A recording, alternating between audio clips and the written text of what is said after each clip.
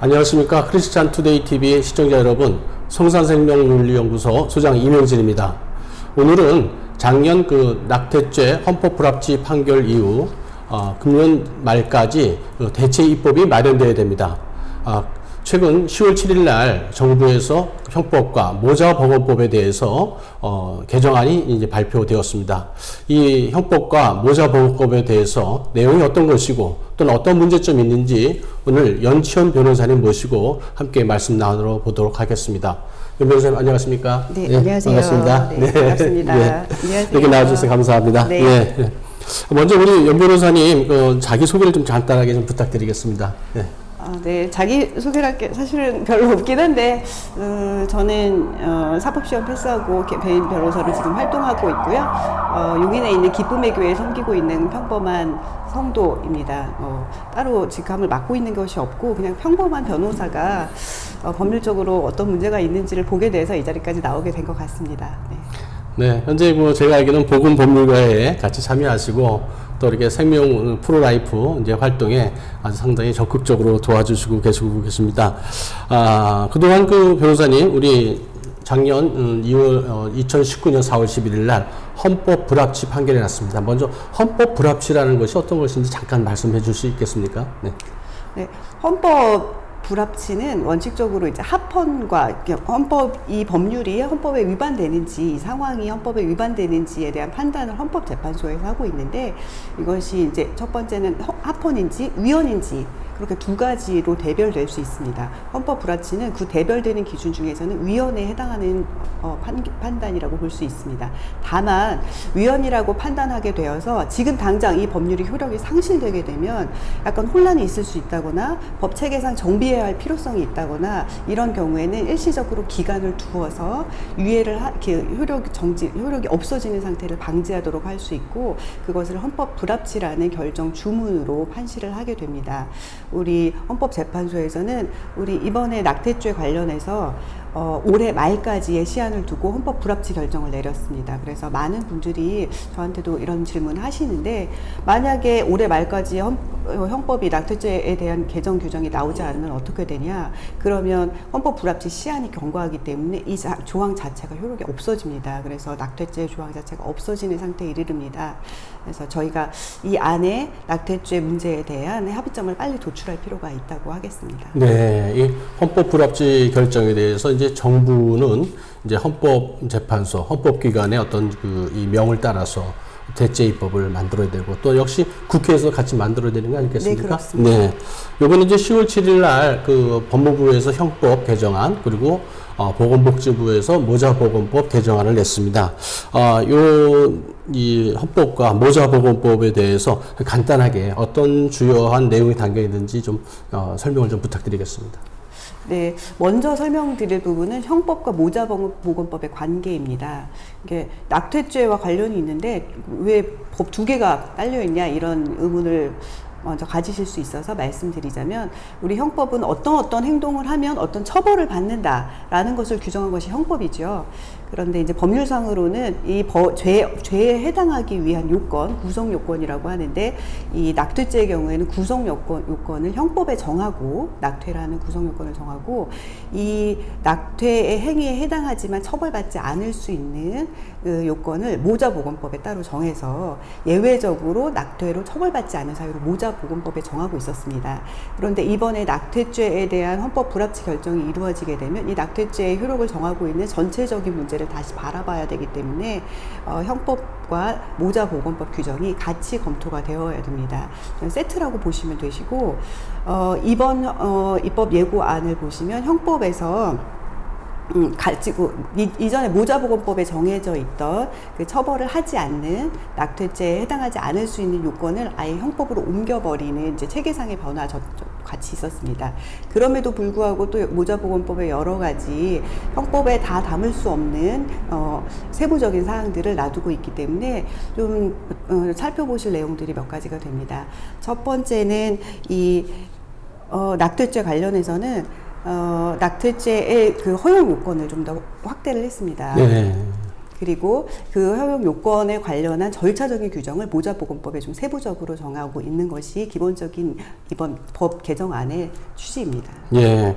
특별히 이제 그 헌법재판소에서는 이제 작년 결정문에서 최대한도 22주 내에서 어떤 이제 그 낙태 허용 기준을 만들어라 이런 제시까지 했어요. 근데 실은 뭐 헌법재판소에서 그런 것까지 할 이유가 있느냐 이런 뭐 이유도 이제 그 논란도 많았습니다만은 현재는 이제 뭐 나온 거 보면 24주까지 한 2주가 더 늘었어요. 그래서 그 주수에 관한 내용을 좀 한번 말씀해 주시겠습니까?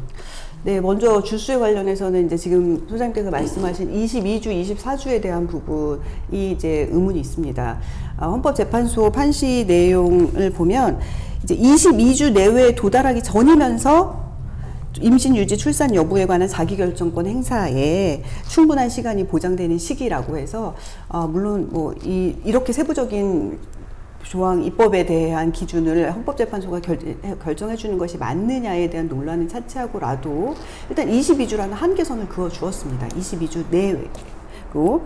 그런데 물론 외라고 해서 굳이 주장을 하시면 뭐 할 말은 없지만 22주라는 기준선이 있는데 이 기준선을 넘어서 이미 기존의 모자보건법에서 정하고 있던 24주의 기준을 흔들지 않은 상태로 24주 안에서 일부 낙태가 허용될 수 있다라는 취지로 기간이 설정되어 있습니다.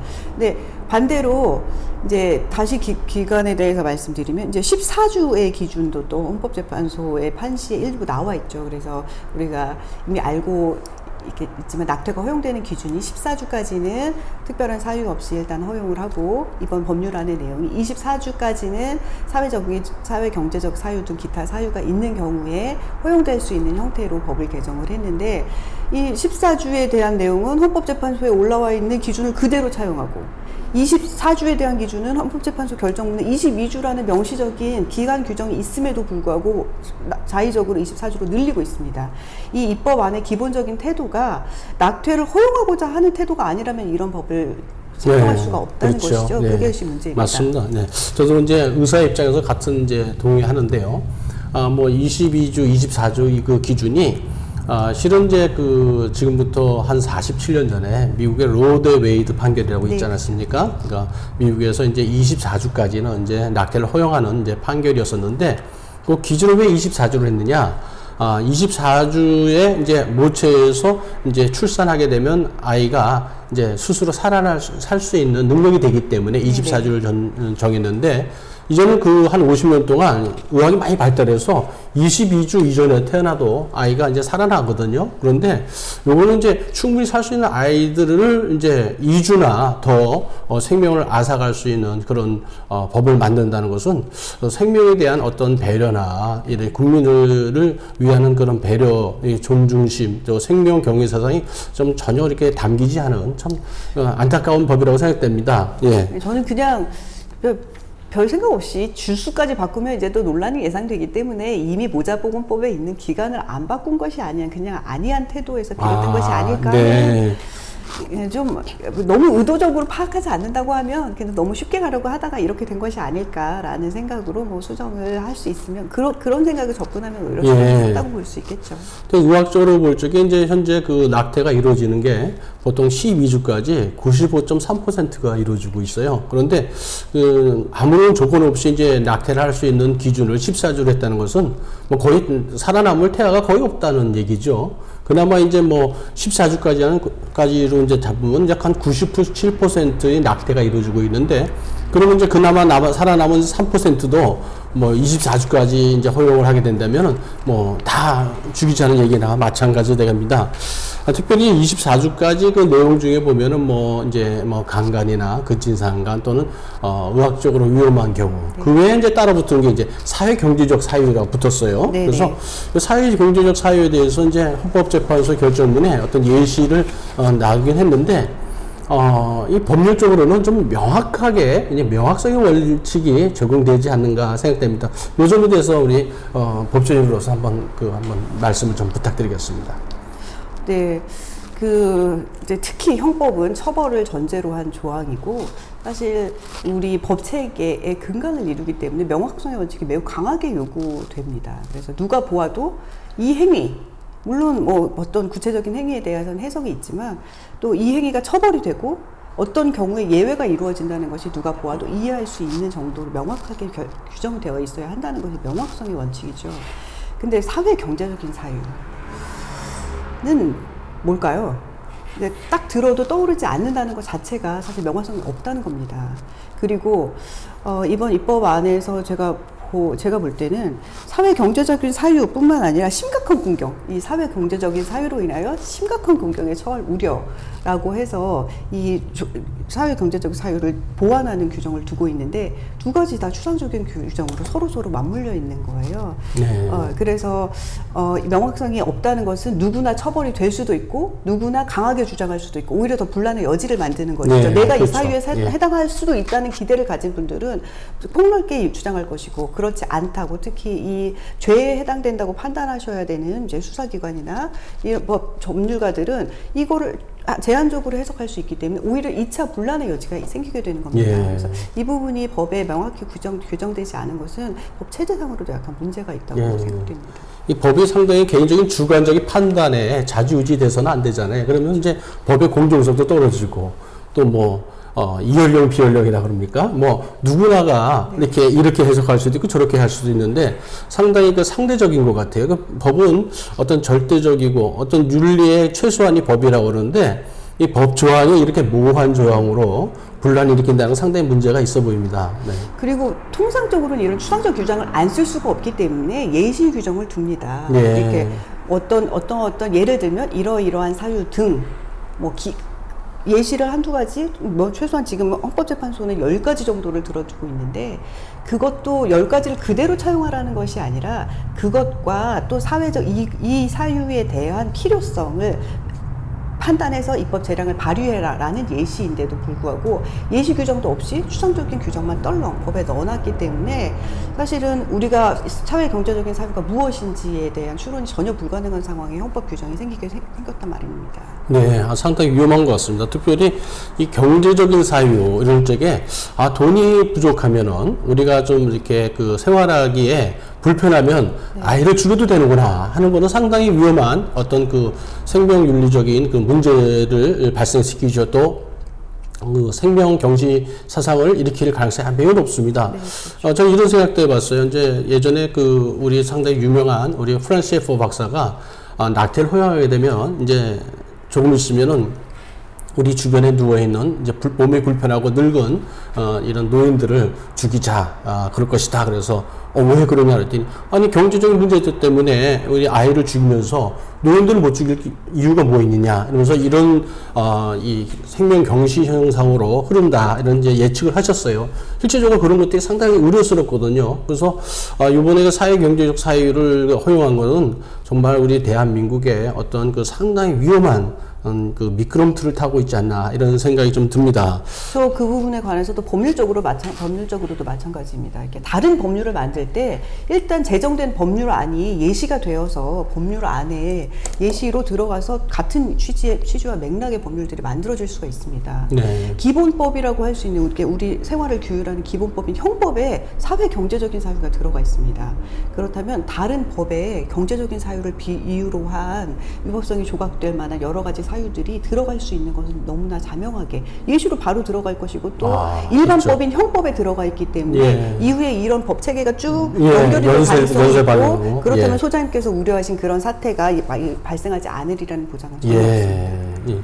이 위법성 조각 사유라는 것을 처음 들어보신 분 혹시 네. 시청자가 계실까봐 네, 네. 한번 다시 한번 말씀해 주십시오. 아까 좀 풀어서 설명을 드렸는데 순간적으로 아까 말씀드렸듯이 이제 형법에서 정하는 어떠한 행위는 처벌이 된다. 이것이 구성 요건이고 그렇지만 다만 예외적으로 이런 경우에는 처벌이 면제된다 혹은 이거는 죄라고 볼 수 없다라는 사유들을 정하고 있는데 그런 것들이 이제 위법성을 조각하는 사유든지 면책 사유든지 이런 규정들이 있습니다. 그러니까 이렇게 쉽게 생각하시면 그냥 처벌이 안 될 수 있는 예외적인 사유의 하나로 생각하시면 될 것 같습니다. 예. 간혹 이제 저희 국민들은 이제 이 위법성 조각 사유를 합법적이고 윤리적으로 생각하는데 결코 그건 아니고 그냥 비법활한 표현이 더 맞을지 모르겠습니다. 윤리적으로나 도덕적으로 맞지 않는데 하지만은 처벌을 하기에는 좀 문제가 있어서 단지 처벌을 안 하겠다 하는 것이 위법성 조각 사유라고 생각하시면 되겠습니다. 특히나 이제 뭐 이런 이 문제들을 모자보건법에서 이제 정해두고 있는데요. 그 중에서 또 하나 문제되는 것들이 하나가 이 16세 이상의 이 청소년들이 이제 법정 대리인, 뭐 쉽게 말해서 부모님들이죠. 네. 부모님들에게 내가 임신했다는 것을 얘기하지 않고도 그냥 뭐 상담 절차만 거치면 24시간 내에 낙태를 할 수 있는 그런 법정을 만들어 놨어요. 네네. 뭐 저희 아내한테 이 얘기했더니 한마디로 그러더라고. 미쳤어. 어떻게 그럴 수가 있어. 이런 표현을 하는데 어떻게 생각하십니까? 이 조항에 대해서. 지금 소장님 말씀하신 내용 안에 정말 너무 많은 법률적인 문제들이 담겨 있습니다. 24시간 안에 숙려기간이 단 24시간입니다. 우리 다행이라고 그나마 다행인 것이 16세 미만의 경우에는 아동 학대 등의 증거 자료가 있고 플러스 상담 사실 확인이 있어야 이제 임신 중절이 낙태가 가능한데 16세 이상의 경우에는 부모의 동의를 거부하는 경우라는 이게 조건이 충족만 되면 상담만을 통해서 낙태가 가능한 상황이 됩니다. 저는 사실 이 조항을 많은 부모님들께 정말 소리 높여서 말씀드리고 싶습니다. 네. 우리의 친권을 박탈하는 행위가 아니겠습니까? 맞습니다. 자녀들이 네. 16세 이상이 되면 사실 이제 부모의 말이 잘 안 먹히는 나이가 되긴 하죠. 그렇지만 부모의 마음은 똑같습니다. 우리 자녀가 안전하고 건강하게 자녀를 위한 최선의 선택을 할 수 있는 그 편에 서 있고 싶습니다. 그런데 우리는 이제 그 편에 설 권리를 잃게 되는 겁니다. 네. 16세 이상이 자기의 결정을 할 때 아직도 미성년자이고 결정권이 좀 부족하다고 할 때 그거를 보완할 수 있는 부모의 동의를 받지 않더라도 정말 최소한이라도 다른 제3의 보호자를 찾아서라도 이 부분을 논의할 수 있는 구조를 열어주어야 할 것인데 네. 그냥 막연하게 16세 이상의 경우에는 뭐 상담 사실만으로 이것이 가능하도록 한 것은 법률적으로도 민법의 체계에 비추어 보더라도 사실 법률적 문제가 특히 재검토가 필요하다고 생각합니다. 네, 너무 무책임한 것 같은 생각이 네. 듭니다. 예. 이제 의학적으로 이제 저희들이 이제 그 판단력, 인격의 형성이라든지 감정 조절을 할 수 있는 이 뇌의 부위가 이 전두엽입니다. 뇌 앞쪽이. 근데 이 뇌 앞쪽에 있는 전두엽이 이제 언제 이제 성숙해지냐, 어느 정도 이제 성인의 어떤 수준에 이르냐 할 적에 예전에 뭐 18세, 20세 그랬는데 요새 최근 의학적 이 연구 결과를 보면요 24세로 나옵니다. 그러니까 우리나라 같아서 군대를 갔다 와야 철든다고 그러는데 그 말이 정확한 말인 것 같아요. 그래서 24세까지는 자기가 올바른 판단을 하기가 힘들고 감정 조절이나 인격적 판단을 하기가 힘든 상황인데 이런 이 발달하고 성장하는 단계에 있는 아이들에게 자기 결정권이나 위험한 권한을 부여해서 이렇게 낙태를 쉽게 하도록 허용한다는 것은 국가로서 정말 큰 책임을 방기하는 것이 아닌가 하는 생각이 좀 듭니다. 이 16세라 그러면 이제 법적으로 어떻습니까? 자기 결정권이라는 걸 갖다가 민법과 형법 좀 다른데, 그런 게 좀 16세는 너무 과한 거 아니겠습니까? 글쎄, 이제 이 입법자들이 특히 이게 어떤 의원님께서 이제 진보적인 의원님께서 발의하신 입법이 아니라는 것이 저는 사실 더 큰 문제라고 생각합니다. 예. 국가기관에서 이 16세를 기준으로 설정한 근거가 무엇인지 저는 사실 여쭤보고 싶습니다. 사실 다른 법 체계에 맞추어서 미성년자인지 여부, 미성년자의 경우에 보호가 필요하다고 정하고 있는 그 법 체계에 맞추어서 볼 때 지금 이 16세 기준은 좀 특별히 재검토가 필요한 부분이라고 생각합니다. 네. 16세, 이제 우리 청소년들에게 학교에서 이런 게 법으로 정해지면, 이게 교육의 이제 틀로 이제 아이들에게 전해지게 되잖아요. 이제 안 그래도 현재, 교육 현장에서 이루어지는 성교육이 상당히 문제가 많거든요. 근데 책임 있는 이 교육이 아니라 그냥 뭐 자기 결정권을 강조하다 보니까 너희들 마음대로 즐겨. 대신 피임만 잘해. 그리고 피임을 잘못해서 너희들이 임신하면 그럼 낙태하면 돼. 이거가 똑같은 거거든요. 정말 이건 뭐 인격적인 어떤 배려심이라든지 아이를 갖다가 이렇게 보호하고 양육하고자 하는 그런 면들이 전혀 보이지가 않습니다. 정말 위험한 법인데 16세 이상 부모 동의 없는 낙태 허용. 뭐 개중에는 이런 얘기를 해요. 그럼 그 아이들이 자기가 다른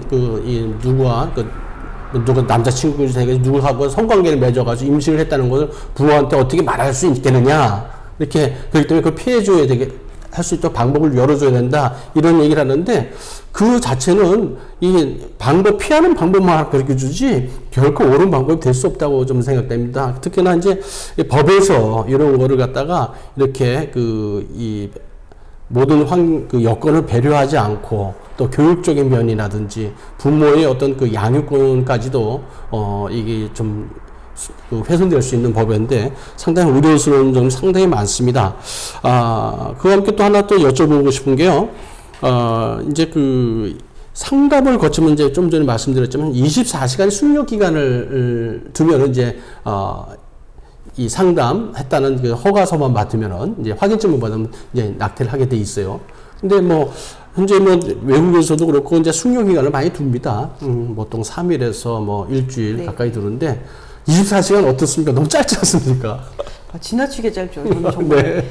24시간은 성인도 아까 16세도 얘기도 나왔지만 성인도 제대로 결정하기에 24시간 하고 싶은 마음이 들어서 이 마음을 화가 나도 마찬가지 아니겠습니까? 화나는 마음을 가라앉히는데도 24시간이 넘게 시간이 필요할 때가 있습니다. 네. 근데 법에 정한 숙려 기간이라는 것이 최소한을 정한다는 것이 너무 지나치게 짧은 기간이라서 이제 어떤 기준인지 정말 여쭤보고 싶습니다. 다른 해외 사례도 3일, 최소한 3일, 네. 그래서 일주일 그 이상 정하고 있는 예들이 있는데 이 법을 이게 설명서에서 법안 해설에 보면은 충분한 이 근거를 찾을 수가 없습니다.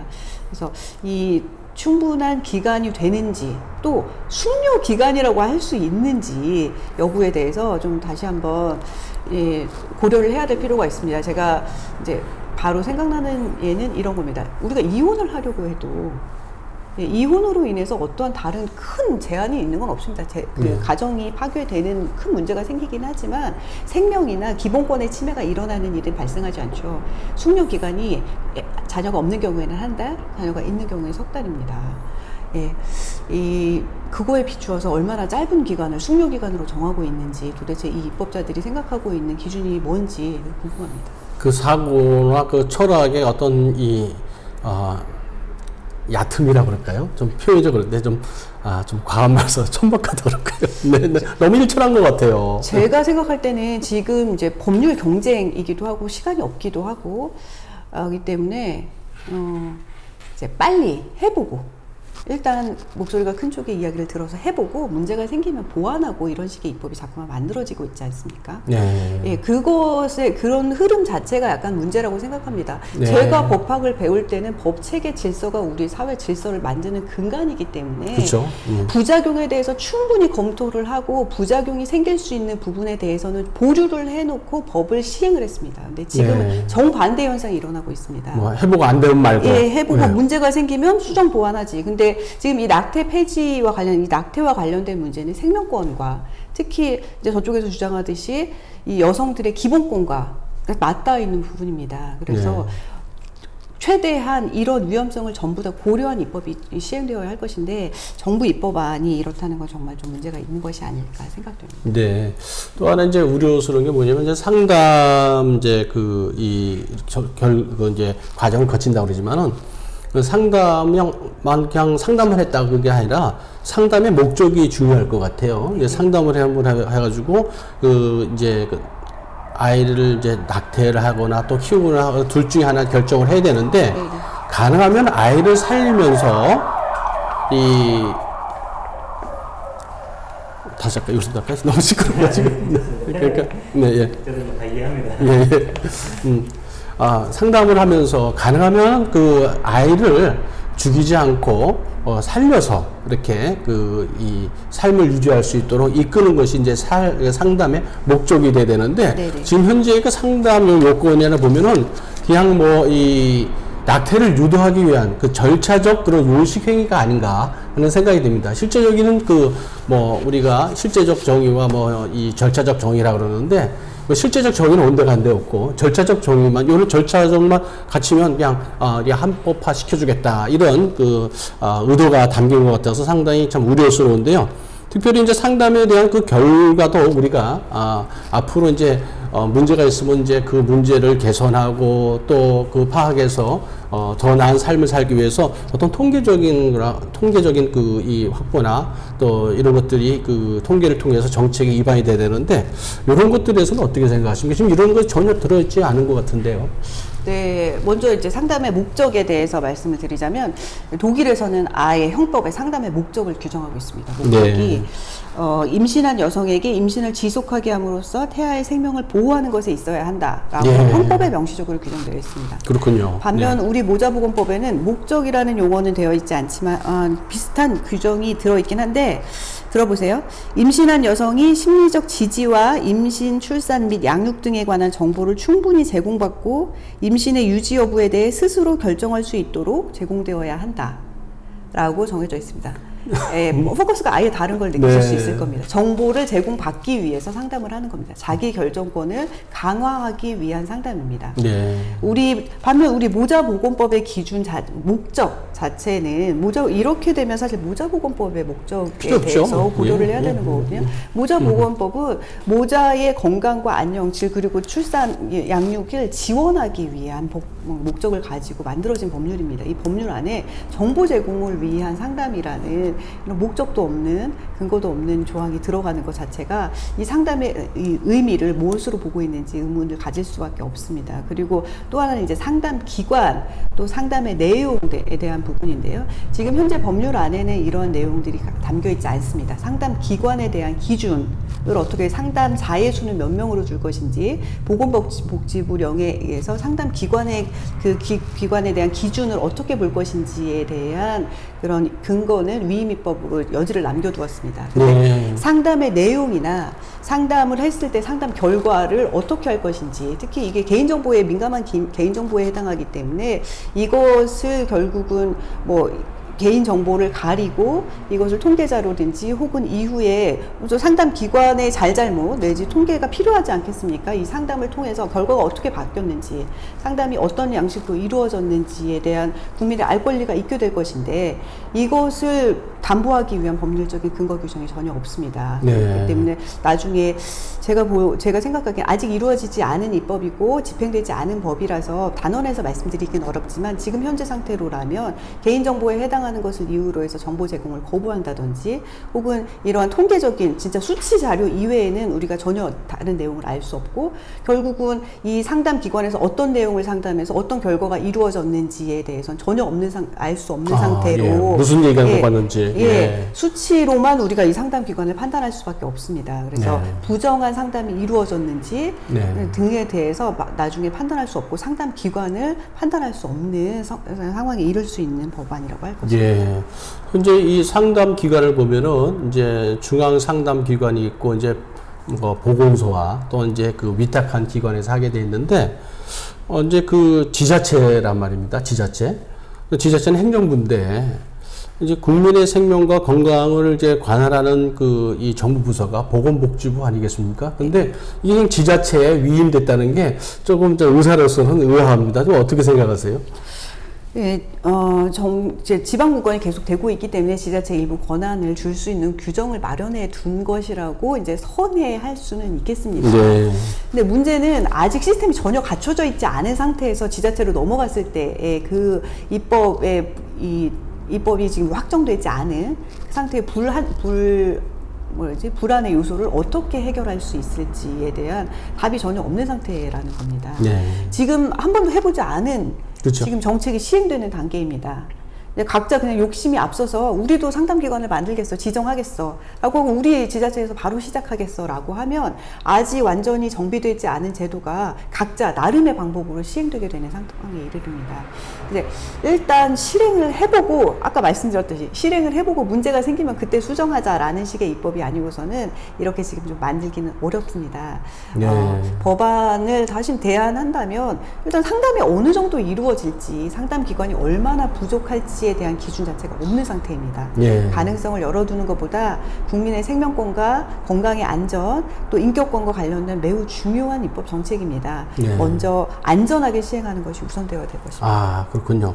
특별히 이제 지금 이 상담을 운영하는 거에 대해서 어떤 자격 요건이 전혀 갖춰진 것도 없고, 정해진 것도 없고, 또 이제 일선에 들리는 이제 이제 이야기로는 지금까지 이제 낙태를 옹호하는 그런 이 측에서 이런 낙태 상담, 이제 그냥 상담이라고 하지 실은 뭐 낙태를 권유하는 상담을 하는데 뛰어든다는 그런 이제 이야기가 이제 왕왕 들립니다. 그래서 상당히 우려스러운데 이런 상담을 하는 이런 맡으신 분들은 어떤 자격이 확실하게 이제 보장이 돼야 될 거, 이제 인증이 되고 검증이 돼야 될 것 같고요. 특별히 이제 과거의 이 경력이나 이런 걸 봐서 낙태 옹호 발언을 했거나 낙태 옹호하는 또 생명을 경시하는 그런 활동을 한 사람들은 철저하게 좀 배제돼야 되지 않을까 하는 것이 뭐 제 생각입니다. 변호사님 어떻게 생각하십니까? 그거에 대해서는? 일단 그 부분의 선행 조건은 아까 말씀드린 상담의 목적이 먼저 정해지는 것이 필요할 것입니다. 이게 목적이 정해지지 않은 상태로 상담이 이제 규정이 나와 있으면 그냥 절차에 불과하게 되겠죠. 이제 상담의 목적을 어디에 둘 것인가에 대한 부분을 슬그머니 피해가려고 하니까 예. 누구나 상담 기관이 될 수 있고 누구나 상담원이 될 수 있는 이런 불완전한 입법이 되는 거겠죠. 목적을 어디에 둘 것인지를 먼저 정한다면 그 다음에 상담원의 자격이 당연히 필요하다는 얘기가 나올 것이고 예. 지금 우리 법에는 상담원의 자격에 대한 적극적인 규정 요건이 없습니다. 누구나 상담을 할 수 있고 상담 기관에 재직되어 있기만 하면 상담을 할 수 있습니다. 전력이 어떻든지 간에 심지어 성범죄 전력이 있어도 일정 기간이 지나면 상담을 할 수 있습니다. 아, 그렇군요. 우리가 이 부분에 대해서도 상담이 실제적으로 이루어지는 법 절차라고 하면 이런 위험성에 대해서 역시 다시 한번 재검토해야 됩니다. 네. 진짜 뭐 그동안 이제 우리가 염려만 해왔었는데 막상 이제 정부 입법이 나오고 나니까 상당히 우려스러운 부분이 상당히 많이 있습니다. 그래서 이런 것들이 이제 국회에서 논의가 될 텐데, 이제 국회의원님들이 이런 것들이 꼼꼼하게 좀 잘 챙겨주셨으면 하는 바람이 있어요. 예. 다음으로 그렇다면 이제 이런 문제점들이 많은데, 과연 우리 이제 교회는 이제 어떤 일을 준비하고 해야 될지 같이 한번 생각해 봤으면 좋겠습니다. 우리 변호사님 또 이제 저는 의사로서 이제 여러 가지 의학적인 문제라든지 법률적인 문제를 이제 같이 많이 이제 말씀을 나눴는데 또 신앙인으로서 또 전문 신앙인으로서 한번 이런 또 보는 시야가 또 남다를 것 같습니다. 우리 교인들이 어떤 것을 준비해야 될지 먼저 개인적인 문제를 먼저 생각하시는 부분을 한번 말씀해 주십시오. 네, 제가 사실 이 자리에 오면서도 마음의 부담이 있었습니다. 근데 그럼에도 불구하고 하나님이 주시는 마음은 우리들이 제일 먼저 해야 될 것은 회개입니다. 예. 네. 제가 누구를 정죄하기 위해서 이 말씀을 드리는 것이 아닙니다. 저도 마찬가지로 몸과 마음으로 여러 가지 큰 죄를 지어왔던 죄인입니다. 그렇지만 우리가 이 부분을 짚고 넘어가지 않으면 우리 자녀들을 지킬 수가 없습니다. 하나님은 결코 우리의 죄를 다시 지적하시는 분이 아니십니다. 네. 우리는 이미 용서받았고 다만 우리 자녀들에게 이 죄악의 뿌리가 넘어가지 않도록 하기 위한 철저한 회개가 선행되어야 할 것입니다. 그래야 우리 자녀들에게 이것이 죄임을 떳떳하게 말할 수가 있습니다. 우리가 죄가 없어서가 아니라 우리는 이미 용서받았다는 확신이 있기 때문에 네. 우리 자녀들을 보호할 수 있다는 마음을 자꾸만 주셔서 이 부분에 대해서 다시 한번 우리 죄와 맞서는 담대함을 가지고 회개로 먼저 나아가야 할 것입니다. 네, 저도 전적으로 동감합니다. 이제 각 교회에 이제 이 가장 이 강의 중에 힘들어하는 강의가 이제 설교 말씀 중에는 낙태와 이혼이래요. 그런데 이제 그런 걸 직접 하시기 뭐하니까 이제 저 같은 경우도 이제 낙태에 관한 생명 이제 윤리에 관한 강의를 나가는데. 이제 나가서 이제 이런 이제 조목조목 이렇게 같이 이제 제가 알고 있는 것과 또 성경적인 지식을 같이 이제 의학적인 지식 같이 나누는데 가장 좀 문제되는 걸림돌이 하나 있었어요. 모든가 맞다, 저건 죄다. 그제서 이제 알긴 아는데 뛰어넘어야 될 벽이 하나 있더라고요. 바로 지적해 주신 대로 이제 하나님과 나 사이 그 벽에 쌓인 죄의 담을 허물어야 되는데 그동안 이제 저희들은 이제 그걸 갖다가 허물지 못했던 것 같아요. 이제 저희 통계에 의하면요, 이제 뭐 상당히 놀랐습니다. 이게 교회 내에서 한 2가정 중에 1가정이 낙태를 경험한 걸로 이제 통계가 나와 있습니다. 그리고 그 중에 이제 낙태한 가정 중에서도 또 한 번 이상 낙태를 경험한 그 가정들이 꽤 있는 걸로 이제 저희들이 이제 연구 결과가 나왔어요. 그거 보면서 참 이게 가슴 아픈 일이겠구나 하는데, 보면 이제 그동안 저도 이제 모태신앙인데 이제 한 번도 이제 그렇다고 뭐 저를 이렇게 말씀을 양육해 주신 목사님들한테 뭐라고 건 아닙니다. 하지만은 분명한 거 한번 짚어야겠습니다. 제가 지금까지 낙태란 죄라고 이렇게 지적해 주신 설교를 한 번도 들어본 적이 없어요, 제가. 네. 그리고 제 동료 산부인과 의사들 선생님도 계시는데, 본인도 한 번도 들어본 적이 없다는 거예요. 그러다 보니까 이 산부인과 선생님도 정말 신앙심이 좋으신데, 예, 낙태라는 걸 갖다가 뭐 죄의식 없이 그냥 막 하셨나 봐요. 그리고 그 돈으로 뭐 헌금도 하고 감사 헌금도 드리고 11조도 냈다는 거예요. 그래서 참 마음 아픈 일 아니겠습니까? 그래서 정말 이 교회 안에서 이 목사님들이 분명하게 이 낙태는 죄다라는 것을 이게 선언해 주셨으면 좋겠고, 그와 함께 말씀하신 대로 우리가 회개하면 되거든요. 대부분 보면요, 그 연구 결과 보면 낙태가 죄라는 것을 모르고 이제 낙태를 했다고 그러시더라고요. 그러니까 모르고 했는데 이제 그게 죄라는 걸 깨닫게 되니까 얼마나 두렵고 미안합니까? 그러니까 이 법 안으로 이제 숨어들고 싶은 그런 마음이 있겠죠. 하지만은 하나님 앞에서는 알고 지었던 모르고 지었던 죄는 죄거든요. 그래서 하나님 앞에 고백하면 다 받아주시고 용서해 주시거든요. 근데 옛날에 너 뭐 했지 해가지고 꽁하고 계신 분이 아니기 때문에 이제 그런 회개가 있고 그런 상처받은 모든 가정들이 하나님의 말씀과 사랑으로 이렇게 회복이 돼야 이 생명 존중 운동이 힘을 얻을 수 있구나 하는 거를 제가 이제 참 요새 최근에 많이 느끼고 있습니다. 그래서 제일 먼저는 아마 그 회개가 정말 운동이 필요한 것 같습니다. 네. 말씀드릴 때도 저도 부담이 있었습니다만 이제 변호사를 넘어서 이제 한 사람의 여자로서 제가 저한테 주신 마음이 있는데, 네, 지금은 자녀를 출산하기에 앞서서 다 기형아 검사를 하고 심지어 이게 부족하다고 느껴서 양수 검사를 해서 기형아 여부를 판별하고 기한 전에 출산할지 여부를 결정하라고 의사로부터 권유를 받습니다. 저도 받았고, 그때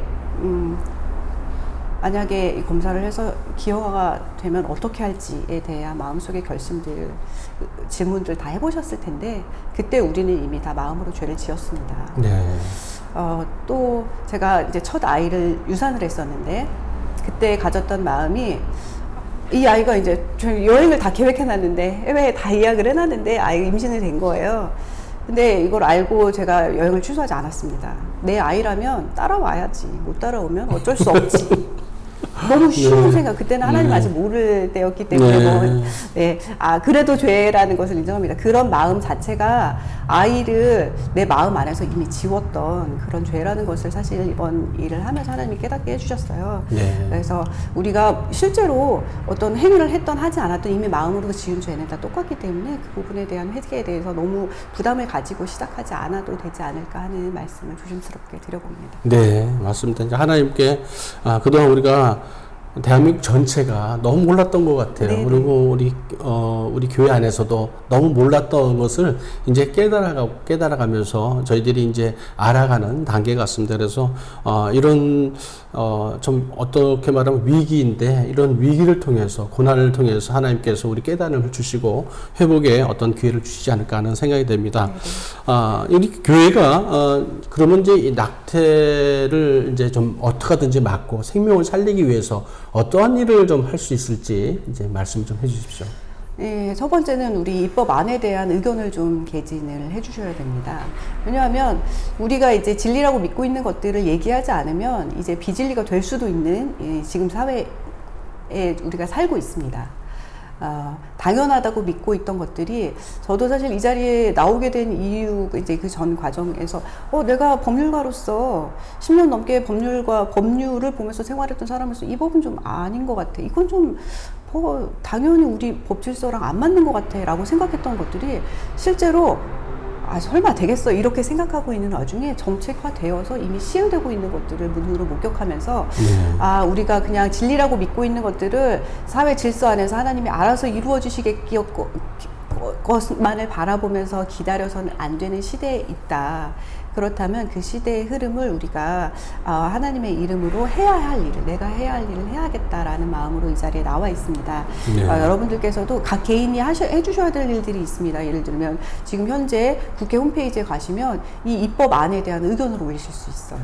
내가 갖고 있는 가치관에 비추어서 볼 때 이 입법안에 대해서 어떤 의견을 갖고 계신지, 꼭 법률가처럼 긴 문장을 쓰라고 법률가의 의견을 받는 그런 홈페이지가 아닙니다. 국민의 네. 의견을 받기 위한 홈페이지이기 때문에 예. 자기가 생각하시는 본인의 의견에 따라서 이 법률에 대한 의견을 한마디씩 달아주시는 것도 우리가 지금 이 법에 대한 어떤 생각을 가지고 있는 사람들이 있는지에 대한 의견을 다실 수 있고, 또 한 가지 방법은 이제 주변 사람들에게 이런 상황에 대해서 말씀해 주시는 거죠. 이게 개인의 자유에 대한 문제인 것인가, 자유로 모든 것이 다 용서될 수 있는 것인지에 대한 논의를 시작하시는 것도 필요합니다. 그리고 또 한 가지 제가 생각할 때 이런 언론의 생리를, 저도 뭐 언론인은 아닙니다만 언론의 생리는 사실 이슈가 되는 것, 많은 분들이 보는 기사를 쓰게 되어 있습니다. 많은 분들이 이제 인터넷 언론이 많기 때문에 클릭하시는 기사 쪽으로 자꾸만 집중이 됩니다. 우리가 이쪽 물론 낙태죄 폐지에 대해서 주장하시는 분들의 의견을 알 필요는 있지만 그것에만 동조하고 계시면 안 되고요. 이런 반대 언론에 대해서도 계속 관심을 가지고 이런 것들이 상위에 노출되고 우리가 이런 부분에 대한 국민들이 많은 관심을 갖고 있다는 인식을 기자들이 갖게 되면요, 언론인들이 이쪽에 대해서도 더 깊이 연구를 할 수밖에 없습니다. 그래서 국민 여러분들께서, 우리 교인 여러분들께서 이런 부분의 행동은 사실 우리 생활 속에서 할 수 있기 때문에 먼저 그 부분이 선행되었으면 하는 바람이 있습니다. 네. 혹시 목사님에 대해 좀 부탁하고 싶은 말씀 없으십니까? 네. 사실 이제 우리 한국 교회에 제가 알기로는 많은 분들이 목사님들의 말씀을 많이 따르시는데, 제가 이제 아주 개인 성도로서 이런 목사님들께까지 말씀드리기는 참 어렵긴 한데, 목사님들께서 마음에 울리는 성령의 감동에 따라서 이제는 목사님들께서도 말씀해 주시고 행동해 주셨으면 좋겠습니다. 네, 나는 이 문제에서 예외가 아니라, 사실 우리가 이 진리를 알고도 전하지 않은 죄를 분명히 하나님 묻는다고 하셨는데, 네. 마음의 울림을 외면하지 마시고 목사님들이 먼저 사실 일어나 주시고 말씀해 주시면 성도들이 깨어나는데 많은 도움이 될 수 있을 것 같습니다. 네. 저희 그 행동하는 프로라이프에서 이제 이런 제안을 하기로 했어요. 이제 10월 25일 날, 이제 이번 달 25일 마지막 주일 날, 목사님들께서 이 방송을 보시거나 또는 그 여러 가지 정보를 들으신 분들은 낙태에 관해서, 낙태가 죄고 또 하나님 주신 이 생명이 얼마나 소중한 것인지 이거에 대해서 설교 말씀을 전국 교회에서 해주셨으면 하는 이제 제안을 했습니다. 그래서 그런 말씀을 전했으면 좋겠고요. 전 개인적으로 이제 그 미국의 로드 웨이드 사건을 보면서 왜 저런 판결이 났을까 하고 의문이 들었었어요. 그래서 저희 이제 성산생명윤리연구소에서 작년 연구 과제로 이제 그거를 연구를 좀 해봤습니다. 그랬더니 이런 사회의 어떤 현상이나 결과는 바로 이제 우리 신앙인의 입장에 따라서 크게 좌우된다는 것을 이제 발견하게 됐어요. 이제 뭐냐면 이제 로드웨이드 판결이 73년도에 나는데, 먼저 청교도들에 의해서 미국이 세워지지 않았습니까? 그런데 그 당시에 이제 미국의 주류 교단을 이루고 있는 한 교단의 총회장님과 이제 그 신학교가 자유주의 신학으로 많이 흘렀던 것 같아요. 그러다 보니까 이제 신학교에서 이 자유주의, 그러니까 쉽게 말해서 이 인간의 고통만 생각하고 하나님의 이 말씀과 기준을 좀 뒤로 미루는 이런 이제 관용의 분위기가 흘렀던 것 같아요. 그러다 보니까 뭐 당연히 낙태의 유화적인 설교를 하시게 되고, 그러니까 그 설교 말씀을 듣는 정치인과 법관 또 의사들이 그래 그러면 뭐 인간의 고통을 좀 덜어줘야 되지 않겠어? 그러면서 이제 나온 게 로데웨이드 이제 판결인 걸로 이제 제가 알게 됐습니다. 다행히 이제 미국에서는 그동안 이제 1973년 로데웨이드 이제 판결 이후에 참 많은 생명들이 죽었어요. 한 5,800만 명의 생명이 이제 죽은 걸로 이제 통계를 잡힙니다.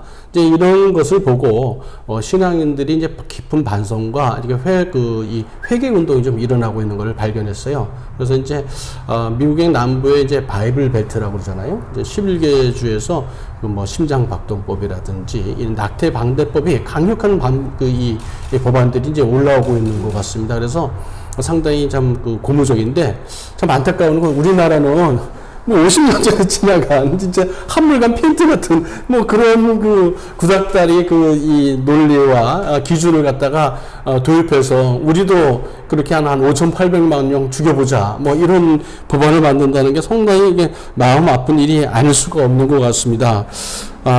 네, 제가 최근에 생명권이라는 검색어로 이제 인터넷 검색을 해봤는데 나온 것이 사실 동물 생명권에 대한 뉴스가 이제 뭐 메인에 많이 나와 있는 걸 보면서 생명권에 대해서 우리 스스로도 어떻게 생각하고 있는지, 생명권이 진정하게 존중되어야 할 생명권의 가치를 어디로 보아야 하는지 좀 핵심을 우리가 붙잡고 나아가야 할 때다 이런 생각을 좀 해봤습니다. 네, 참 저희들도 이 교회가 바로 서야 되는데 그러기 위해서는 이제 신학이 바로 서야 되지 않을까 하는 생각을 합니다. 그래서 신학교가 바로 설 때 또 바른 목사님들이 바른 신학을 배우시고 또 이제 바른 신학을 배우시는 바른 목사님들이 강단에서 바른 이제 교리를 설교를 하시게 되고 그 설교를 들은 신앙인들이 바른 신앙으로 각 사회 지역에 나가서 하나님의 주권을 선포하고 또 사회를 변화시키지 않을까 하는 생각이 듭니다. 이 끝으로 이제 우리 변호사님과 함께 이제 말씀을 많이 나눴는데 우리 기도 제목도 좀 한번 나누고 싶어요. 그래서 이 변호사님 개인 기도 제목뿐만 아니라 이 전문가로서 또 크리스찬 변호사로서 어떤 기도 제목 또 교회와 또 가정과 국가를 위한 어떤 기도 제목들이 있으실 겁니다. 그래서 그런 기도 제목 한번 뭐 말씀해 주시면 감사하겠습니다. 제가 기도 제목은 기도 제목 많죠. 기도 제목 뭐 계속 말할 수 있는데 사실 제가 여기 이제 이런 활동을 하면서 가장 꼭 기도를 부탁드리고 싶은 것은 우리 이제 크리스찬 리더들이 깨어나는, 저는 리더는 아니지만 리더들이 깨어나는 그런 중보 기도를 좀 해주셨으면 좋겠습니다. 이미 하나님의 은혜로 어떤 자리를 가지게 되신 분들 혹은 능력을 가지고 계신 분들께서 이제 그 직역에서 빛을 발하는 일이 이제 일어나야 할 때라고 생각이 듭니다. 그래서 단순히 내가 먹고 사는 문제로만 하나님의 은혜를 받아왔다면 이제는 하나님께 받은 은혜를 이 사회 가운데 풀어낼 수 있도록 그분들을 깨워주시고 하나님께서 일하여 주시도록 기도해 주셨으면 좋겠습니다.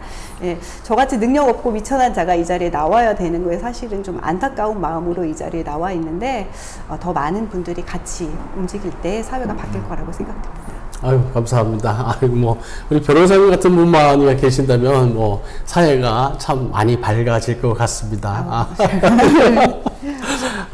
작년 그 4월 11일 날, 이제 그 헌재 앞에 저도 갔었어요. 가서 이제 헌재 재판소 앞에, 저쪽은 이제 낙태 옹호 쪽이고, 이제 전 생명, 이제 프로라이프, 이제 우리 저희들이 서서 서로 이제 맞고함도 치고, 성명서도 낭독하고 그랬는데, 그날 너무 이제 그 판결을 보고 뭐 낙심도 되고 이렇게 참 슬픈 날이었습니다. 근데 그때 이제 그 판결을 보면서 생각된 게 2000년 전에 그 우리 예수님께서 십자가에 돌아가실 적에 그때 상황이 연상이 되더라고요. 그냥 뭐 예수님이 이제 그 예루살렘 성에 이제 오세 호산나고 막 환영하고 뭐 좋을 땐 다 좋다고 그러다가 막상 이제 예수님을 이제 모아가면서 이제 죽이려고 그러니까 이 빌라도가 아무리 봐도 예수님이 죄가 없는데 나는 죄를 못 찾겠다 그러면서도 비겁하게 손을 씻고 돌아서지 않습니까?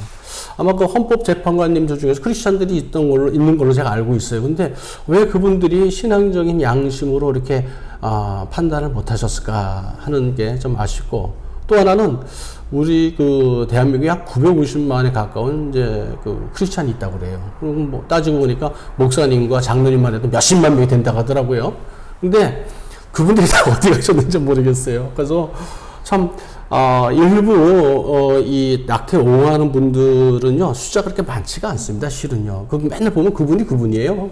근데 그분들의 그 거친 말투와, 그 눈빛에, 싸나운 눈빛에 이 주눅이 들어가지고 꼭 유대인들이 막 들고 일어섰을 적에 예수님 수세자가 난 예수님을 모른다고 도망갔던 그 모습들이 연상이 되더라고요. 그래서 그날 너무너무 마음이 아팠습니다. 그래서 이제는 그런 그 도망가고 피하는 그런 이 비겁한 신앙인이 아니라 이제 말씀해 주신 대로 하나님 주신 그 은혜대로 내가 서 있는 자리에서 분명하게 작은 목소리지만 선명한 목소리를 낼 때 큰 울림이 되어서 이 나라가 살고 가정이 살고 교회가 지켜지지 않을까 하는 생각을 합니다. 변호사님, 우리 복음변가회에서 이렇게 또 수고해 주시고 또 기도해 주시고 또 이제 국회 입법하는데도 많이 이렇게 도와주셔서 너무 감사드리는데 능력은 없지만 네, 열심히 하고 있습니다. 그대로. 아니 제가 이렇게 배운 지는 얼마 안 됐어요, 솔직히. 근데 배우면 배울수록 정말 실력가가 나오셨구나. 이렇게 하나님이 준비하신 분이구나 하는 걸 많이 느낍니다. 앞으로 많은 기대가 됩니다. 네. 저도 옆에서 기도해 주세요. 네, 알겠습니다. 네. 감사합니다. 네, 감사합니다. 네, 오늘 우리 연 변호사님 모시고 낙태죄 그 헌법 불합치 이후에 정부에서 이제 제안한 정부 입법에 대해서 정부 입법의 문제점을 살펴보고 또 신앙인으로서 어떠한 자세와 무엇을 해야 될지 한번 살펴봤습니다. 상당히 지금 그 대한민국 교회와 우리 가정이 또 우리 자녀들이 위험한 상태에 있습니다. 하지만 위기는 다시 한번 그 기회가 될 수 있고 축복의 기회가 될 수 있습니다. 고난이 우리에게 위기되다시피 이런 어려운 시기를 역전시켜서 하나님의 이 준비하신 그런 축복을 누리면서 세상을 바꿀 수 있는 기회로 역전시켰으면 합니다. 감사합니다.